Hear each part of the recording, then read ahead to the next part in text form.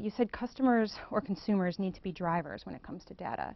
Mm-hmm. How will they do this? Is it upon them to learn themselves the behind the scenes? Well, right now there are at least 5 different companies and organizations working on what are called variously called personal data stores, personal data lockers, personal data vaults, that's another word, personal data protocols. All these together are part of something that's also called the personal data ecosystem. The personal data ecosystem is the one that surrounds us. We actually are in control of our personal data in an offline sense. We actually know who our friends are. We know who our relatives are. We may never remember everybody's name, but we do have a lot of consciousness about those things. Online, it's much more crude so far, and it's very scattered.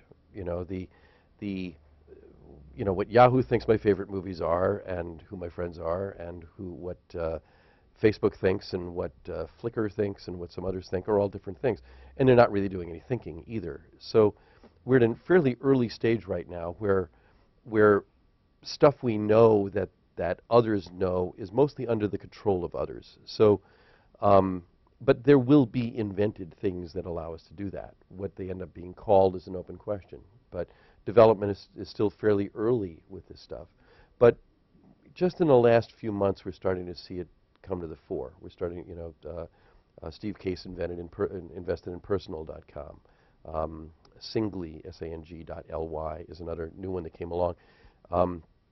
But there are others as well. And so, one or more of those will come to the fore, and it will be as normal for us to have some control over our data and how it gets used as there is for us with our money. We have wallets and we have purses. Those are ways of organizing our stuff. So that's all it is. We're just talking about what are the ways that we're going to organize our stuff. We haven't put much effort into that yet, and as a culture and as a industry, but we will. When that kind of convergence sort of happens, do you think that will be advantageous for marketers who can then have a single identity of? Well, it's not so much about having a single identity. Where it will be convenient for marketers is in making better connections with individuals that are also more appropriate and have much less guesswork, right? So right now we have an awful lot of guesswork, and we're putting an awful lot of energy into guesswork. And I think as an industry, the marketing industry, including the advertising industry, flatters itself in thinking that it knows a great deal about individuals, but it doesn't. If it did, there wouldn't be less than a 1% click-through rate on stuff. So and the way that we've organized these things so far, which is really a very Web 1.0 way, which is through cookies that a server may give us to help us remember something, is really very, very crude and not under our own control. So for example, I have 4 different accounts with Flickr. And I use 4 different browsers for that, because those are 4 different containers for cookies. That's easier than logging off and logging back on again as somebody else. And when I don't even remember the logins and the passwords for 3 of them. So it's easier just to have 4 different browsers for that kind of thing. As an individual, that's a pretty crummy thing. It's like having 4 different wallets or 4 different purses, or 4 different cars when I'm driving. But I don't think it's going to be that hard to work it out once we see that there's this reciprocity between marketers on the one hand who have things to sell us, and individual customers on the other hand who sometimes want to buy stuff but not all the time, making better connections between the supply and the demand there. We don't have that yet, but we will. One question that I'm asking almost everybody who I'm sitting down with is, what keeps you up at night about the industry or your job or your career, and to look ahead and say, what innovation, what would solve this challenge? Well, not much keeps me up other than work, honestly. I sleep pretty well, it turns out. But one nice thing about getting older, which I now am, and I'm doing, is that you've seen a lot of stuff happen, and there's a lot of movies you've seen before, right? So, and it's really only in the last few weeks that I realized, Silicon Valley's a gold rush town. It's just that the gold keeps coming. It's gold for different things. It's for advertising now. It's for personal computers at another time. It's for something at some other time. But it's always a gold rush town.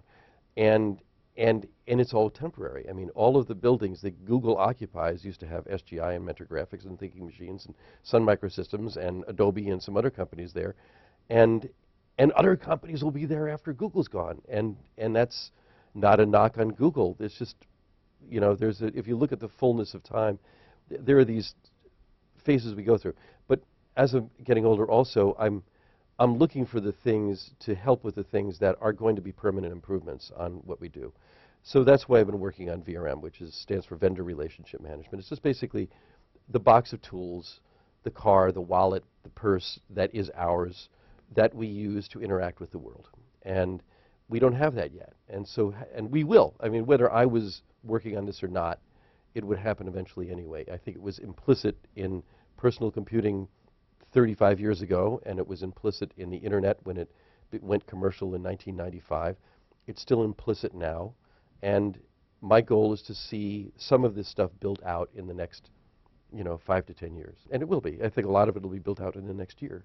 And the legal piece of this is really important because we need the casual law, the casual application of law that we have in the daily world. The world is full of laws at all times that we deal with. You walk into a store, there's an understanding you're going to be wearing clothes, you're going to have a credit card, if you're going to buy something, you're not in there to steal anything.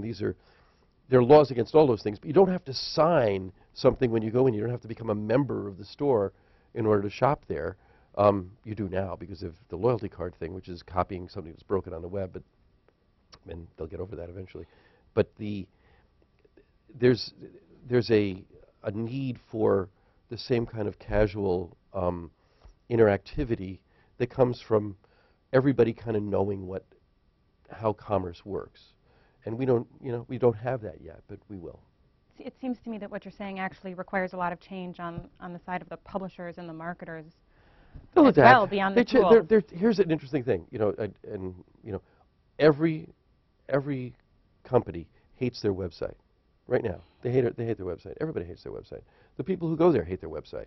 Probably the only exception to that is maybe Google because they make it simple.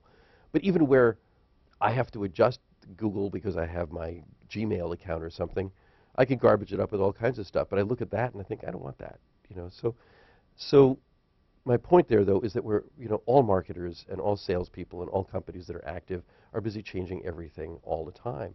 That talk by Wendy from Coke was really interesting because here's a 100-X-year-old company selling sugar water, quite frankly, that, which, interestingly, if you have a blind taste test, it was interesting, she talked about blind, if you're blind, you could feel the shape of a Coke bottle, but you can't taste the difference, quite honestly. I mean, is this Coke or Pepsi? Most people aren't going to know the difference. So, but they're adapting, they're adapting constantly. So what I'm talking about here is, adaptation. It's nothing more than, new inventions come along, we adapt. 3 or 4 years ago, we weren't even thinking of using smartphones. Now we have to have them. Got to have them. You're not real if you don't have a smartphone, right? When you see somebody using an older candy bar phone or a flip open thing that only does telephony, oh my God, how can I get in touch with them? I have friends, especially in my generation, I'm almost always the oldest person everywhere I go. I want to send them a text. Well, they don't get text. Oh, that costs extra. I don't want to do texting with it. I don't want to leave a message either. I don't want to call you and leave a message. I'd rather text you. Years ago, I wanted my wife to be able to text, and I got her a Nokia phone that had, you twisted it sideways, it had a whole keyboard on it. She gave me one text. It was the word no. That was it, right? And then a couple of years later, she said, I was looking at this new Apple iPhone thing. I think I want one of those. And ever since then, she schools me on how to text. And in fact, she told me this morning. She was looking up. She's not on Facebook. She doesn't like Facebook. But the majority, by a large measure, of users on Facebook are women. And a point that she's making is that this next stage, the Web 3.0 stage, is one where the women are going to take the lead because they know how to connect better than guys do. Guys just want gadgets. Women actually know how society works, and guys don't. They're just bulls in china shops all the time. And I think she's right about that. And I'm encouraged by that because I look at this audience here, very different than a technical audience. A technical audience at a technical conference is going to be 90% men. This is at least 50% women here, and that's a good thing.